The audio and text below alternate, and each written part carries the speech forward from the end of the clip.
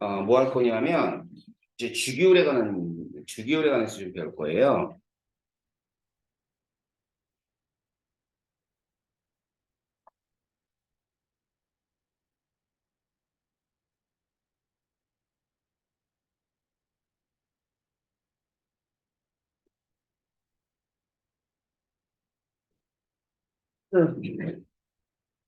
잠깐만.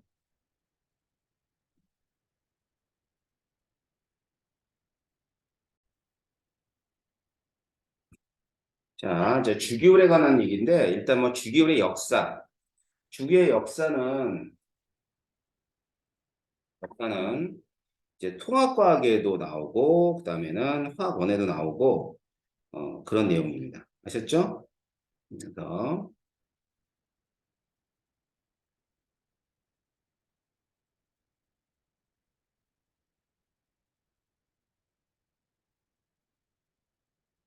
그거 알고 있으면은 통합과학 내용에도 도움이 되겠죠.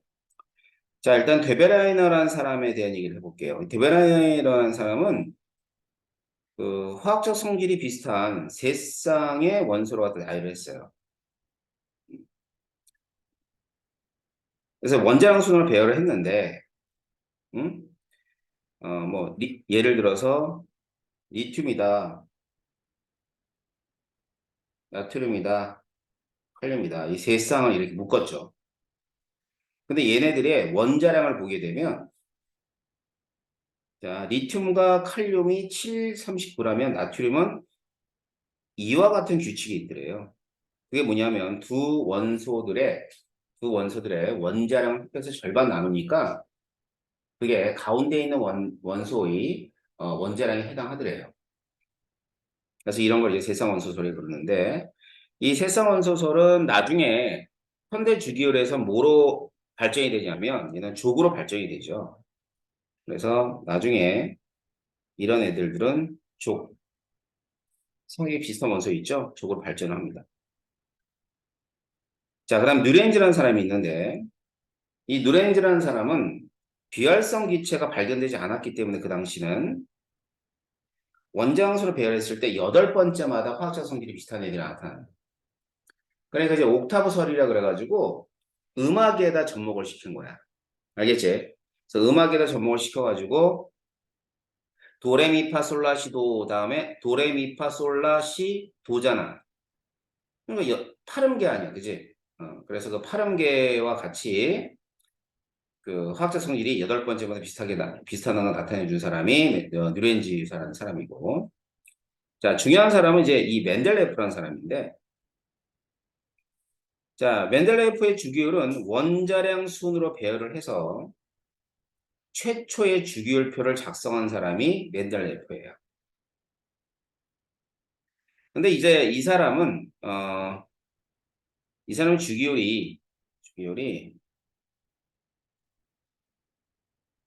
주기율이 이제 지금 이 교과 실린 이유 중에 하나는 예를 들어서 리튬이 있어. 근데 나트륨은 발견되지 않았다 합시다. 예를 들어. 그럼 K는 발견돼 있어요. 이랬을 때 이 나트륨에 해당하는 곳에 빈칸을 내줬어요. 빈칸. 빈칸을 내버려 두고 이 빈칸에 해당하는 원소가 앞으로 발견될 것이며 이 원소는 어떤 성질을 가질 것이다 라고 예측을 해요. 그래서 아직 발견되지 않은 원소의 자, 존재와 성질을 예측한 사람이 누구냐면 멘델레예프라는 사람이에요. 알았죠? 그래서 멘델레프는 뭐 그런 이후에 이런 원소들이 발견이 되면서 이 사람한테 이제 노벨 화학상까지 줍니다. 노벨 화학상까지 주는데 노벨 화학상을 받으려니까 죽었어요. 자, 그래가지고 노벨상 못 받죠. 그 노벨상은 살아있는 사람들한테 준다는 거 알았어요? 그거 알았어? 음. 자, 그래서 이런 사람이 멘델레예프예요. 그래서 이제 이 멘델레예프는 이와 같은 어떤 그 주기율에는 이런 빈칸을 이용해서 예측하는 그러한 어떤 일들을 하게 된 게 멘델레예프죠. 그래서 최초의 주기율을 작성한 사람이고, 그 이후에 모즐리라는 사람이 있습니다. 자, 이 모즐리라는 사람은 원자 번호 순서대로 배열을 했죠. 그래가지고 이제 이 사람은 이제 양성자 수를 갖다 알아내게 되는 어떻게 알아내느냐를 그 방법을 갖다 연구하고 찾아낸 사람이에요. 그렇다면 이 양성자 수가 어떤 주기성하고 연결이 돼 있더래요. 그래서 이제 양성자 수가 원자 번호잖아. 그래서 원자 번호 순으로 나열해서 현대 주기율의 틀을 완성한 사람이 바로 모즐리입니다. 알겠죠? 자, 그래서 주기율표는 여기 나와 있는 얘들이 주기율이에요. 자, 먼저 족,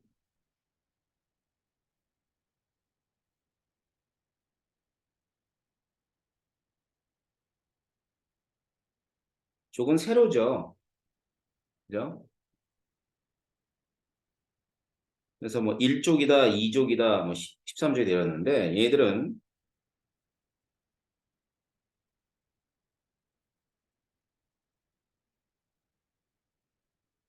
자, 원자과 전자를 얘기해 주고 있어요. 또 원자과 전자를 얘기해 주고 있고 이 원자과 전자 뭐라 그랬냐면 최외각 전자라 그랬고 자, 같은 말인데 어디만 다른 거냐면 18쪽만. 18쪽은 최외각 전자는 8개인데 영족 기체라 그래가지고 얘는 원자과 전자가 0개예요. 0개. 알겠죠? 자, 그래서 1족은 원자과 전자가 1개란 뜻이고 2족은 2개, 13족은 13개가 아니라 3개예요. 알았죠? 옛날에 여기는 3A, 그 다음에 여기 3B라 그랬었는데 헷갈리잖아. 3A, 3B가. 아예 13으로 놓은 거야. 14족 4개, 5개, 6개, 7개. 여기는 최외각 전자 8개, 그 다음에 원자과 전자 0개라 그래요. 알았죠? 자, 이런 원자과 전자는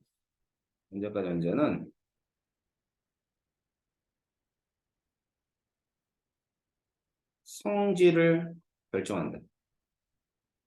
화학적 성질을 결정한다고 보면 돼요. 그래서 이제 동족 원소가 있으면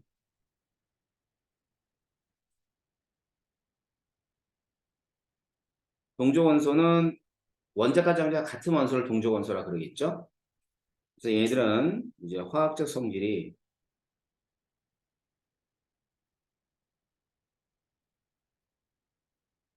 비슷한 애들을 가리켜서 동족 원소라 그럽니다.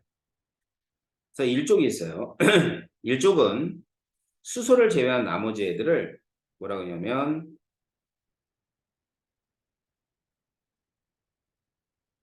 금속, 이 알칼리 금속이라 그러는데 이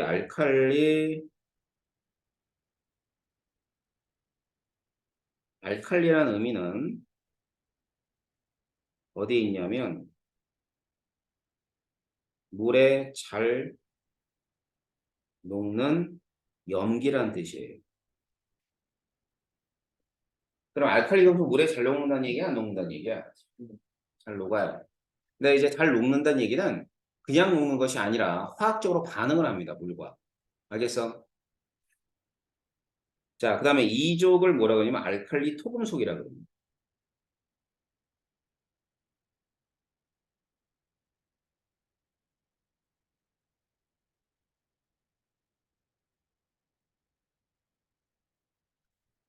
그 다음에 저기 17쪽의 이름이 할로젠 원소.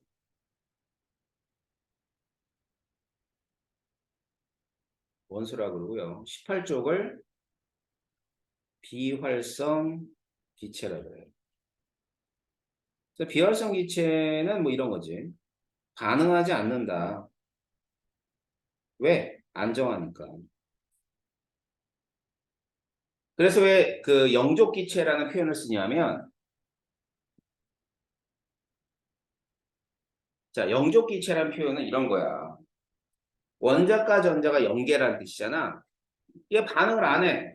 반응을 안 하는 이유 중에 하나는 반응할 전자가 없으니까. 그러니까 연계죠. 맨 마지막 껍질에 8개가 채워지면서 그 다음 껍질에가 연계예요. 그러니까 반응할 전자가 없다는 뜻이에요. 그래서 이제 영적 기체를 이렇게 얘기했죠. 그다음에 주기. 주기는 가로입니다.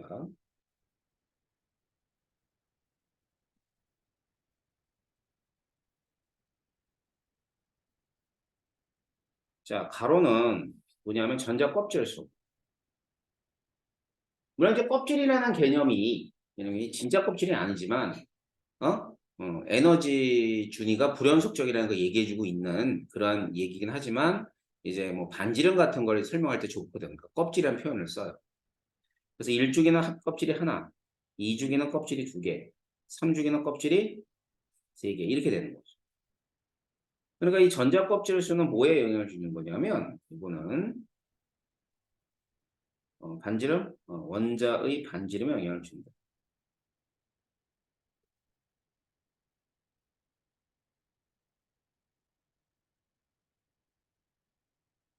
자, 걔가 뭐냐면 바로 주기, 다시 말하면 전자 껍질 수에 해당합니다. 알겠어요? 자, 그리고는 이러한 그 1번서부터 이렇게 보게 되면, 잘 봐봐. 마지막 전자를 제가 한번 써볼게요. 이게 1s1을 쓰면 마지막 전자죠? 1s2 이렇게 되는데, 그 다음에 잘 봐봐. 이게 2s1에 요건 2s2가 마지막 전자예요. 이건 2p1이 마지막 전자예요. 자, 그럼 p 오비탈의 전자 6개까지 채워지지? 그럼 봐봐. 하나, 둘, 셋, 넷, 다섯, 여섯. 딱 떨어지죠. 그럼 이거 2p 얼마일까? 6. 이렇게 해서 6개가 꽉 채워지는 거죠. 그 다음에 3s1이지. 그 다음에 3s2, 여기는 3p1에서 또 6개가 채워지고 나면 여기는 3p6가 되는 거죠. 알겠어요? 그럼 보면 알다시피 이 주기율 자체가 뭐와 굉장히 관련이 깊냐면 전자 배치와 관련되어 있어요. 예를 들어 A라는 원소가 있어요. 저는 해볼게요. 1s2, 2s2, 2p3, B, 1s2, 2s2, 2p6에 3s2. 자, 전자 배치를 통해서 알 수 있는 사실을 먼저 보면 A는 몇 주기 몇 쪽 같아요? A요? 음, B는 2주기고요. 2주기고요. 그 다음에 5주기. 그렇죠. 15주. 자, B는 몇 주기 몇 쪽 같아요? 3주기에 3주기에 2주. 그렇죠. 그러니까 주기율표를 보고도 전자 배치가 떠오를 수 있어야 되고 전자 배치를 보고도 주기율표상에 몇 주기 몇 주기인 걸 알면 되겠죠. 그죠? 자, 근데 그보다 더 중요한 게 이제 금속하고 비금속을 구분이 가능해야 돼요. 그래서 여기 보면 대체적으로 이렇게 동소에서부터 쭉 내려가면 됩니다. 동소에서 쭉 내려가면 여기를 금속이라 그러고 이쪽에 있는 원소들이 비금속이 됩니다. 알겠지? 물론 중금속도 있습니다. 자, 봅시다. 자, 중금속도 있는데 중금속은 중요치 않고 여기 금속하고 비금속이 중요해요. 예를 들어서 동소는 그럼 뭐냐? 동소는 지금 중금속이에요. 근데 이제 그냥 비금속이라 놔도 돼. 비금속 성질서 많이 있어요. 그러니까 애매하면 그냥 비금속으로 놓고 문제를 풀면 되는 거예요. 알았죠? 음. 자, 그럼 금속과 비금속에서 이 금속과 비금속은 어떤 성질을 가지고 있는가? 왜 그럼 구분했는가? 이런 말이잖아. 그지? 자, 그래서 금속 구분 기준이 먼저 얘는 전자를 잃고 양면이 되기 쉽다. 열과 전기가 잘 통한다. 거기에 반해서 비금속은요, 비금속은 전자를 얻어서 음이온이 되기 쉽다. 열과 전기가 통하지 않는다. 일단 그게 차이점이에요. 알았지? 뭐 그 밖의 것들 보게 되면 금속은 대부분이 고체 상태로 존재합니다. 근데 이제 비금속들은 어떤 물질이냐면 얘네들은 분자성 물질이에요.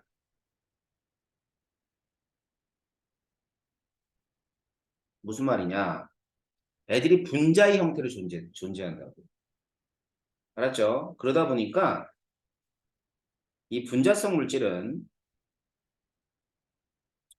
녹는 점과 끓는 점이 낮은 애들이에요.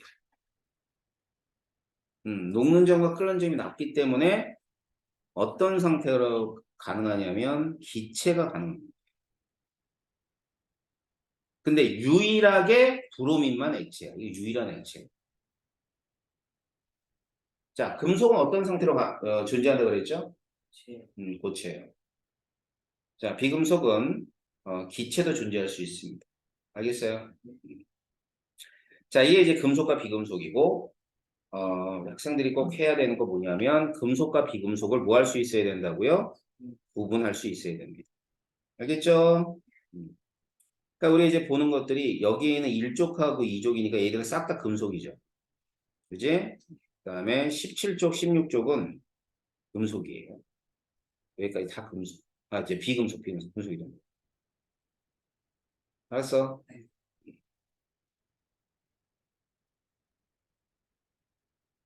자, 그래서 여기 문제 한번 풀어보세요. 예.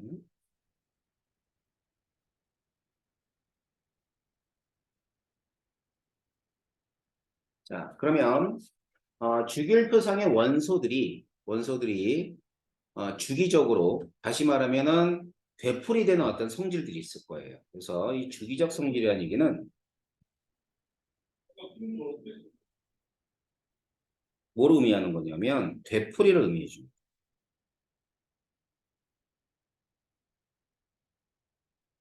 알겠죠?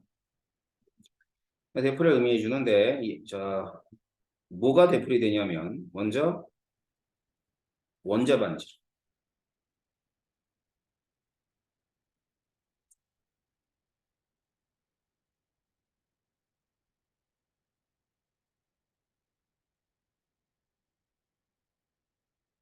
그 전에 유액전화도 있구나.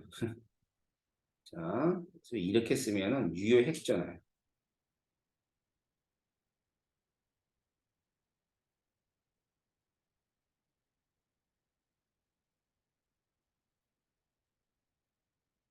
유액전화. 그다음에 이렇게 하면 이온화 에너지.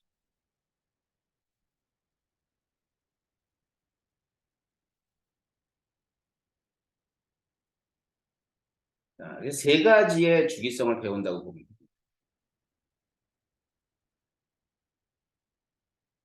자, 그러면 유액전화가 뭔지 뭐 그런 것부터 좀 살펴보도록 하겠습니다. 첫 번째는 유액전화예요.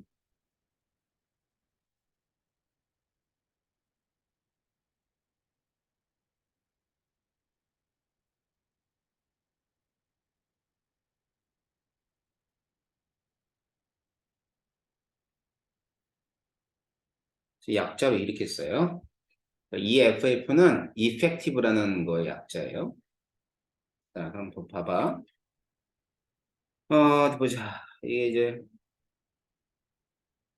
여기가 핵이 이제 플러스 11이에요.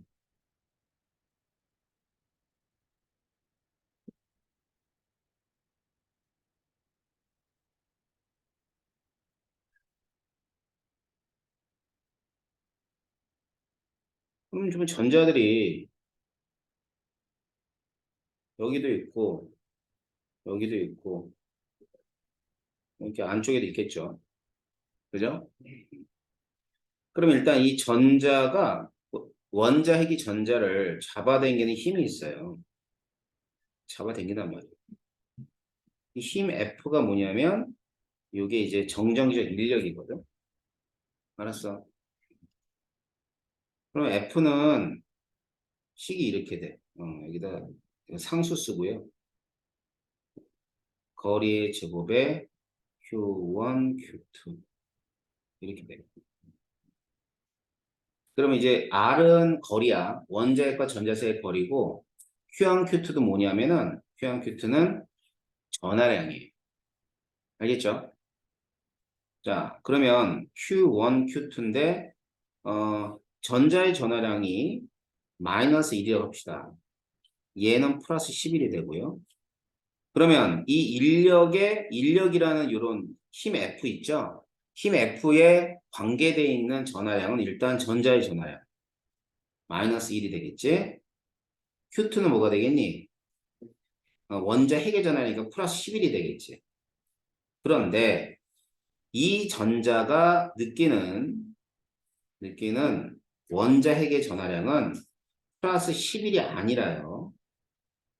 플러스 7이나 플러스 3이나 플러스 4에 해당하는 정도의 값을 느껴요. 알았어요?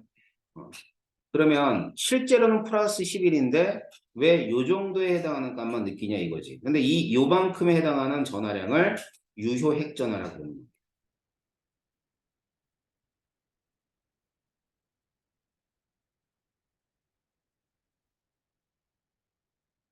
유핵전화가 뭔지 알겠어요? 그래서 이 유핵전화라고 하는데 이 유핵전화 다시 말하면 왜 실제 핵전화보다 작게 느끼냐 이거지. 왜 그러냐면은 이 전자는 원자 핵 간의 인력도 작용하지만 전자들 간의 반발도 작용해요.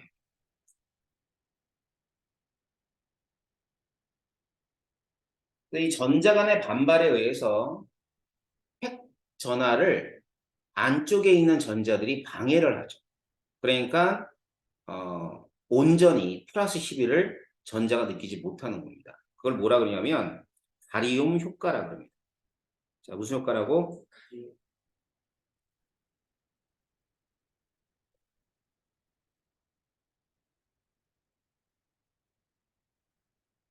전자가 있는데 안쪽 전자가 있고요.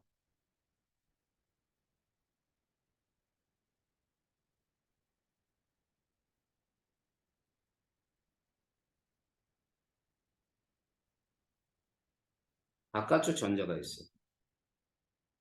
얘네들끼리는 반발이 작용하거든. 음. 그래서 이 반발에 의해서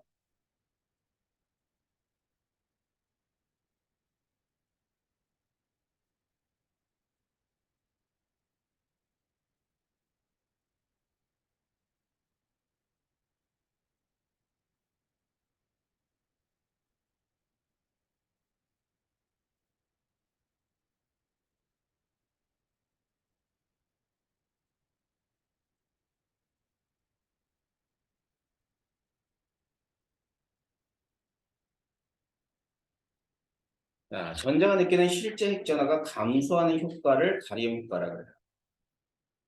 가리움 효과, 뭐 가려막기 효과, 뭐 다양한 표현을 씁니다. 알았죠? 네. 근데 이건 전자 간의 모여서 이런 생각한다고 네. 반발. 알겠지? 자, 그래서 이제 유효 핵전하를 식으로 나타내주면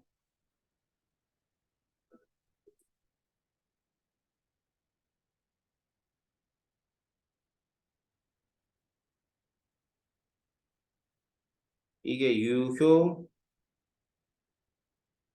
핵전하고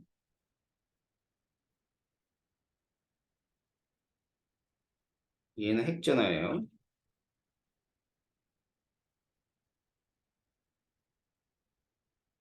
S가 가리움 효과입니다. 알겠지? 유효 핵전하는 핵전하에다가 가리움 효과를 빼준 거라고요.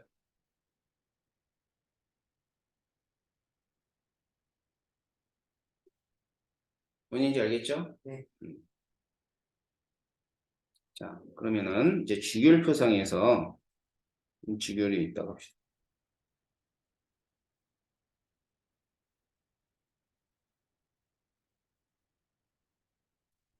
자, 이쪽 방향이 같은 주기니까 원자 번호가 증가할 때 유효 핵전하가 어떻게 변하는 걸 좀 볼게. 이제 유액전화 식이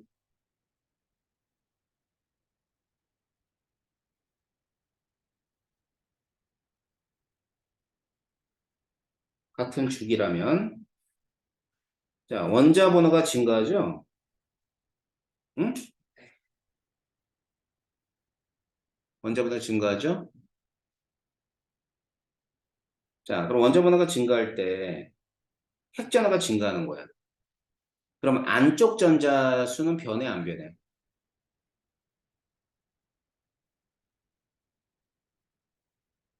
자, 봐봐. 같은 주기잖아. 이 주기를 예를 들어봐. 이 주기는 껍질이 다 똑같죠? 이렇게. 그러면 원자 번호가 증가하면 같은 껍질의 전자수는 늘어날 수 있지만 안쪽 껍질의 전자수는 변해 안 변해? 안 변하는 거야. 따라서 안쪽 껍질이 영향을 많이 주는데 이게 이제 거의 일정하다고. 그럼 유액제는 어떻게 될까요?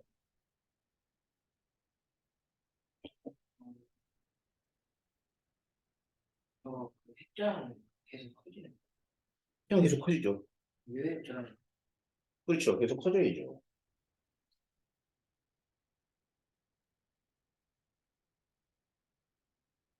유액 전환은 계속 증가합니다. 원자보다 증가함에 따라서. 자, 그래서 원자보다 증가하면 유액 전화가 점점 증가한다고 봅니다. 이쪽 방향.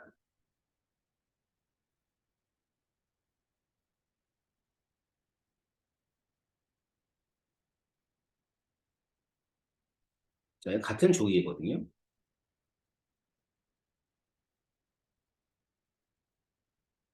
자, 원자 번호가 증가하죠. 근데 같은 조기에서는 원자 번호 증가하는데 뭐 8번 증가했다가 18번 증가했다가 굉장히 커요. 그죠? 그러고 나선 봐봐. 2주기는 껍질이 2개인데 3주기는 껍질이 3개고 4주기는 껍질이 4개고 그지? 그럼 안쪽 전자도 증가해 안 증가해? 증가해. 그럼 안쪽 전자가 증가하는데 안쪽 전자가 8개가 증가한다고 원자핵을 8만큼 감소시키지 못해. 음. 그러니까 가리움 효과도 증가하긴 증가해요. 근데 원자핵이 증가하는 것보다는 덜 증가하는 거지. 그럼 결과적으로 유액제는 어떻게 되겠어? 증가하죠. 당연히. 알겠어요? 자, 그래서 같은 족도 원자 번호가 증가함에 따라서 유액전화도 증가를 합니다. 알겠죠? 증가합니다. 그래가지고 유효 핵전화가 뭐한다? 증가한다.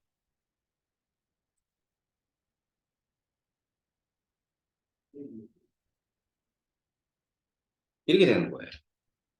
알겠어요? 자, 그러면 이제 이러한 유액전화의 주기성이 어떻게 되냐면 일단은 이거는 기억해야 되겠네요. 원자 번호 증가하면 유액전화 증가하고요. 같은 중에서 원자 번호 증가하면 유액전화 증가합니다. 알았어요?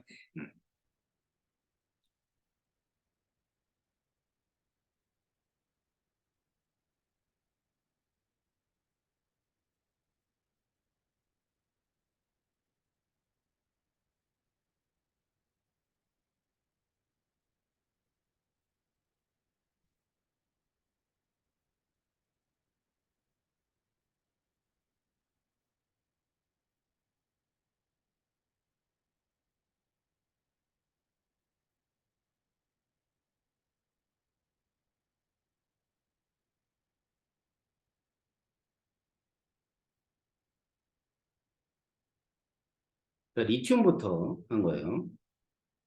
Li,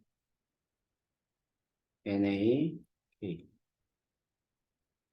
여기에는 네온이고 여기는 아르곤. 자, 일단 같은 족에 증가하는 거 보이죠? 그잖아. 1족. 증가요, 안 증가요? 자, 그 다음에 이쪽에 이게 몇 쪽이에요? 18조. 증가하죠? 그 다음에 여기는 2주기 원소이며 이쪽은 3주기 원소가 되겠지. 그지? 그래도 같은 주기에서 증가하는 거 보이죠? 예. 자, 중요한 부분은 이렇게 증가를 하다가 어디서 뚝 떨어집니까? 주기가 바뀔 때 뚝 떨어져. 그러니까 분명히 여기 있는 원소는 원자 번호가 큼에도 불구하고 여기보다는 유액 전하가 작습니다. 그러니까 원자 번호가 큰데 유액 전하가 작아지는 경우는 주기가 바뀔 때야. 자, 그리고 이러한 유액 전하는 어떤 전자에 대한 얘기냐면 전자가 여러 개가 있잖아. 자, 이 유액 전하는 항상 원자과 전자에 대한 유액 전하예요.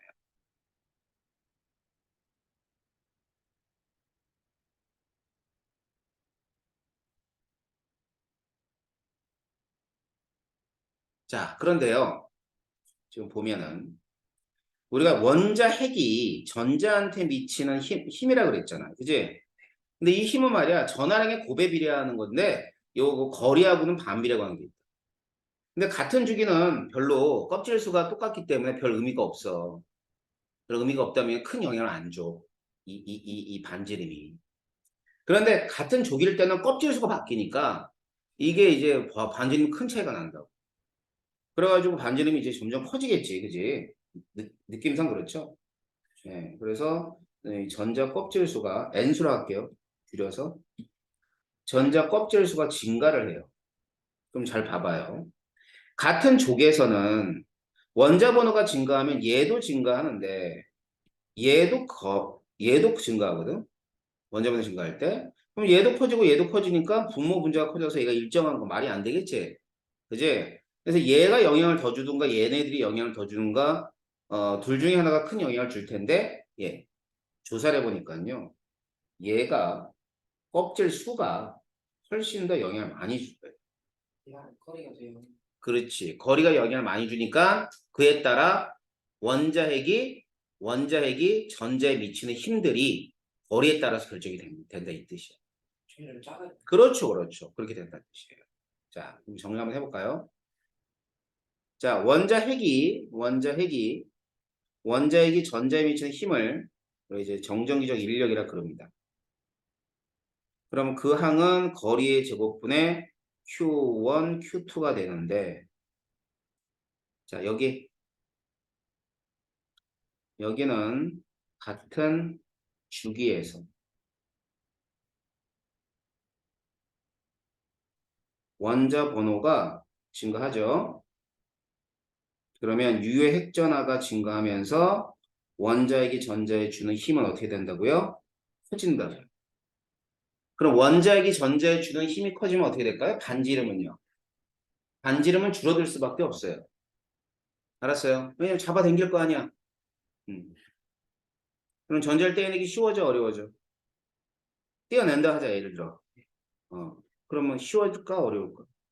어렵겠죠. 그렇죠. 그만 이해하세요. 자, 그 다음, 같은 족.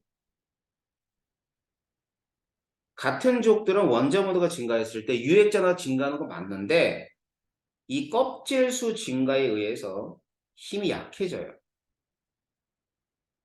힘이 약해지면 반지름 어떻게 돼야 돼? 음. 무슨 의미야? 원자핵이 전자에 미치는 힘이 약해졌어. 그럼 반지름 어떻게 될 것 같아? 그렇죠, 그렇죠. 전자를 떼내기는, 전자를 떼기는 쉬워져, 어려워져? 그렇죠, 그렇죠. 알았어.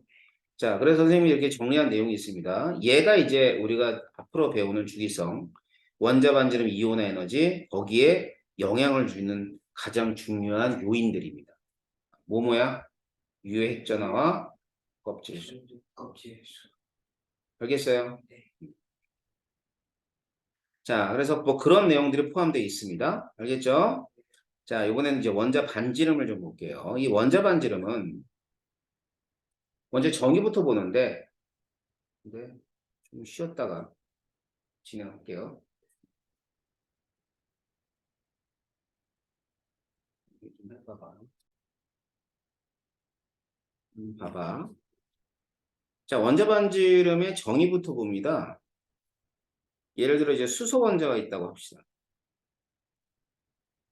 자, 수소 원자가 있다고 하면은 수소 원자는 여기다가 이렇게 그려볼게. 그럼 사실은 여기가 원자핵이면은 내가 그린 게 1s 오비탈이거든. 그랬을 때 원자핵에서부터 여기까지 거리. 자, 요만큼의 거리를 원자 반지름이라고 얘기를 하지 못해요.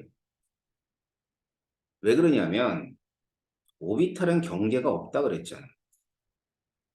끝이 아니라고 얘가. 그렇기 때문에 이와 같은 수소 원자 같은 애들의 반지름을 측정할 때는 결합을 형성하고 있다는 얘기는 H2라는 분자 내에서 여기와 여기가 핵간거리거든. 핵간거리를 절반을 나누게 되면 걔를 원자 반지름이라 하는 거예요. 항상 결합을 이루고 있어. 알았지? 그럼 이제 금속이야. NA야. 그러니까 NA는 이제 금속인데 얘는 NA라는 나트륨이라는 금속이 그 원자들이 탁탁 붙어 있단 말이야. 붙어 있으니까 여기에 또 핵간거리를 측정한 다음에 절반을 나누면은 걔가 원자 반지름이 되는 거예요. 뭔 얘기인지 알겠어요? 네. 그런데 이제 그 비활성 기체 같은 경우는 결합을 형성하지 않잖아. 맞잖아. 결합을 안 해.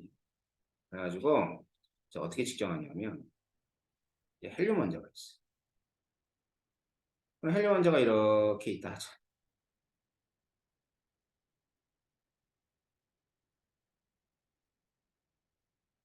그럼 또 다른 헬륨도 있을 거 아니야. 이제 또 다른 헬륨이 이렇게 있을 거예요. 이제 그럼 얘들을 갖다 온도를 낮추게 되면 이 헬륨이 점점 다가와서 여기 딱 어, 다가와가지고요. 거의 달랑말랑하고 있는 상태에서 원자 핵 간의 거리를 측정을 해요. 하나의 헬륨만 온도를 낮추려. 네. 하나가 이게 헬륨이 여기 이제 헬륨 기체가 있으면 헬륨 기체를 갖다 온도를 낮추는 거야. 그러면 이제 이 분자들이 다가 쓰겠지. 그렇게 되면 여기서 절반을 나눠서 이 절반을 원자 반지름이라고 이렇게 정의를 내려요. 그럼 다른 원자들과 다르네요.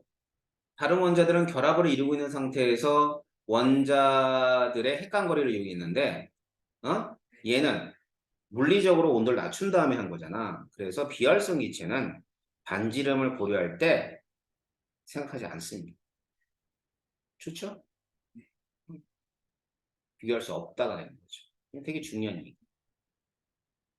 자, 그러면 비활성 기체를 제외하고 나머지 원자들의 주기성을 보는 거죠. 알았죠?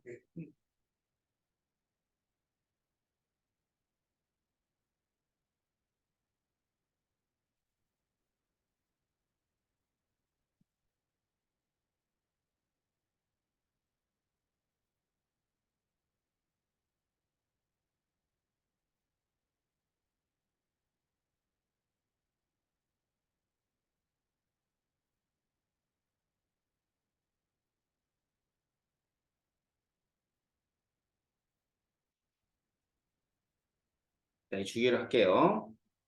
그러면 원자 번호가 증가하죠? 그럼 원자 번호가 증가하면 원자 반지름은 어떻게 되냐면 점점 감소해요. 자, 이유는 우리가 금방 배웠어요. 유효 핵전하가 증가하니까 원자에게 전자 미치의 힘은 점점 커지니까 반지름이 감소해야지.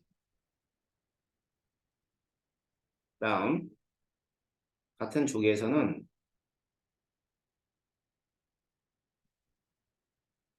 번호가 증가하면 원자 반지름은 점점 커져요. 자, 왜 그러냐면 얘는 껍질 수가 점점 증가하니까 원자핵이 전자에 미치는 힘은 약해지게 돼 있어. 알았죠? 예, 약해지니까 반지름은 점점 커지는 거야. 알았죠? 그래가지고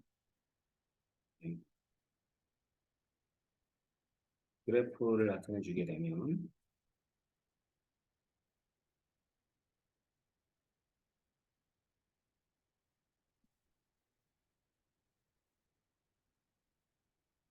반지름이고 여기는 원자 번호.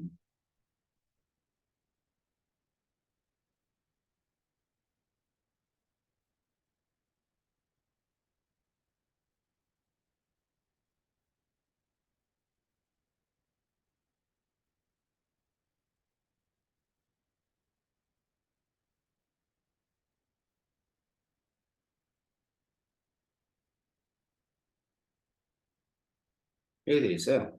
그래서 이제 요게 리튬이라 그러면 얘가 NA가 됩니다. 그러니까 같은 족이잖아. 그지? 일족. 그러면 여기 이제 플로이라고 보면 되고 얘는 염소라고 보면 돼. 그러니까 여기는 2주기 원소들이겠지? 여기는 3주기 원소들. 이렇게 되어 있어. 본인이 알겠죠? 네. 자, 이게 원자 반지름.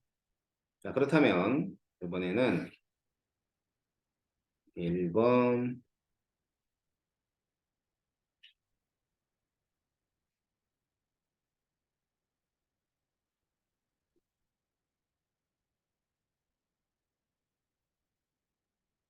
2번은 이온 반지름을 좀 볼게요.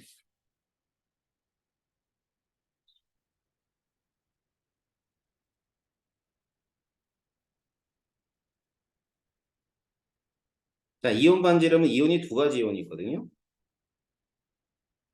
양이온이 있고, 그 다음에 음이온이 있어.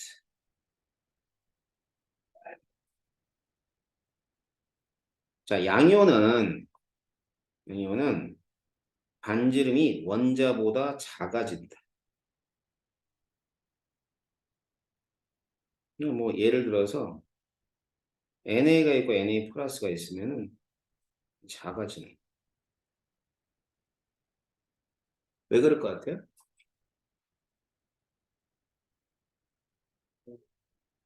혼자 단계들 일하게 음, 되니까 그렇죠. 수가 적어지고 어이, 그렇죠. 잘했어요. 맨 마지막 껍질에 있는 전자가 떨어져 나가는 거지. 그러니까 얘는 N수가 감소하기 때문이다라고 보면 돼요. 전자 껍질 수가. 자, 음윤이 됐을 때 커진다. 왜 커지냐 이거죠. Cl과 Cl-가 있으면.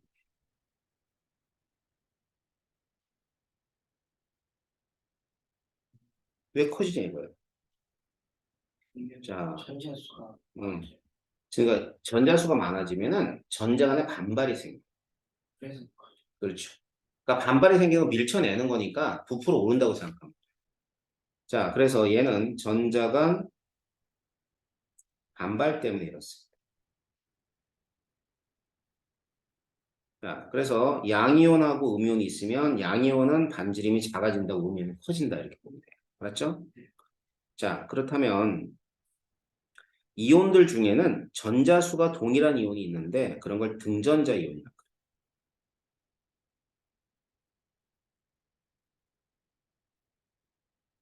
등전자, 뭐가 같다? 전자수가 같다. 알았죠? 네. 그래가지고 뭐 예를 들어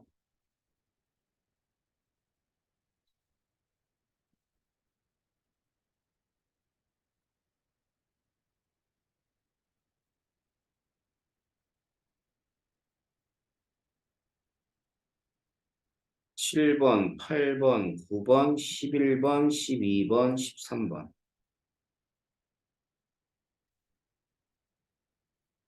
자, 전자수 총 몇 개일 것 같아요? 전자수죠. 음, 네. 잘했어요. 전자수가 총 10개예요. 알았지? 그러니까 뭐 N3마이너 7개인데 전자 3개 받은 거고, 그죠? mg2 플러스 12개인데 전자 2개 잃은 거예요. 그래가지고 뭐 1s2, 2s2, EP6 하면은 전자 10개네요. 그죠? 네, 그리고 껍질 수가 동일합니다. 알겠어요? 음. 그래서 반지름 보게 되면 반지름은 이렇게 돼요. 알겠지? 음. 그래서 이와 같은 그러니까 AR3 플러스의 반지름이 제일 작죠. 그 이유는 뭐냐면 전자수는 동일한데 원자 핵의 전하량이 크기 때문에 마지막 전자에 미치는 유효 핵전하가 커요. 자, 그럼 유핵전하가 크죠. 유핵전하가 크니까 그만큼 원자핵이 전자에 미치는 힘이 커지겠죠. 그러니까 이온 반지름은 어떻게 된다고? 이온 반지름이 작아지는.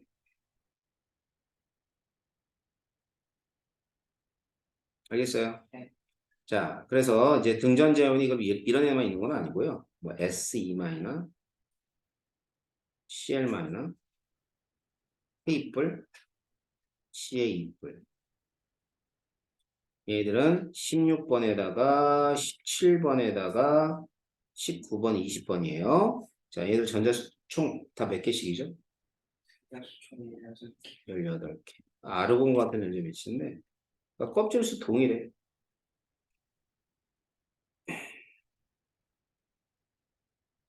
이렇게. 그제? 그럼 원자 반지름 어떻게 돼야 돼? S2 쪽으로 그죠? 그러면은 얘네들하고 이렇게는 반지름이 어디가 클 것 같아요? 이쪽 크죠? 네. 왜 그래? 봐봐, 껍질 수 3개, 껍질 2개잖아. 알았어? 네. 자, 그래서 등전자 이온의 반지름까지 봤네요. 그러면 이제 지금까지 배웠던 내용을 그래프로 해서 요약을 좀 해줄게요.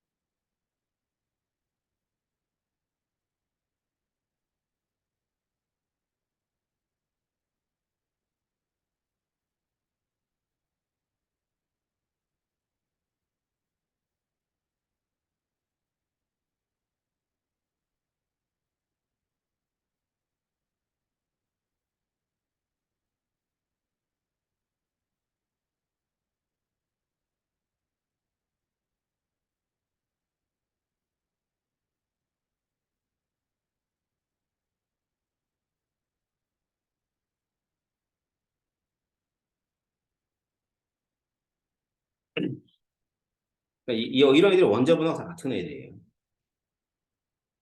위에가 원자 반지름이고, 밑에가 이온 반지름이야. 이렇게. 그럼 잘 봐. 여기서는 원자가 이온이 될 때 반지름이 어떻게 됐어요? 원자가 이온이 될 때 반지름이 커졌죠? 원자가 이어질 때 뭐 형성할 때? 음이온 형성.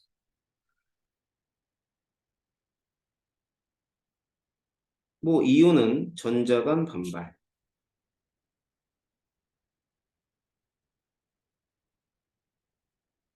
원자가 이온이 될 때 반지름이 작아졌죠? 양이온이네.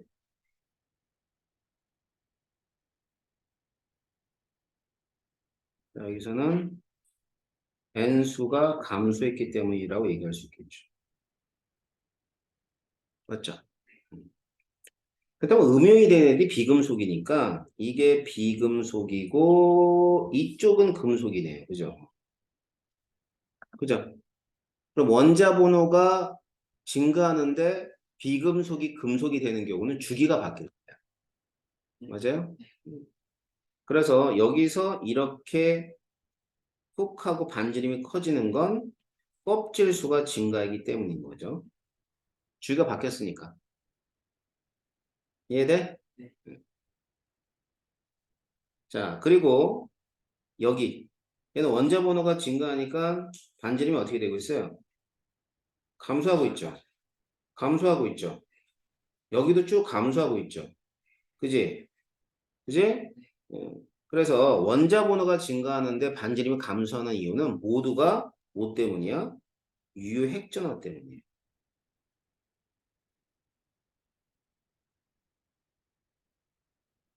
그럼 여기 있는 이온이 무슨 이온이겠니?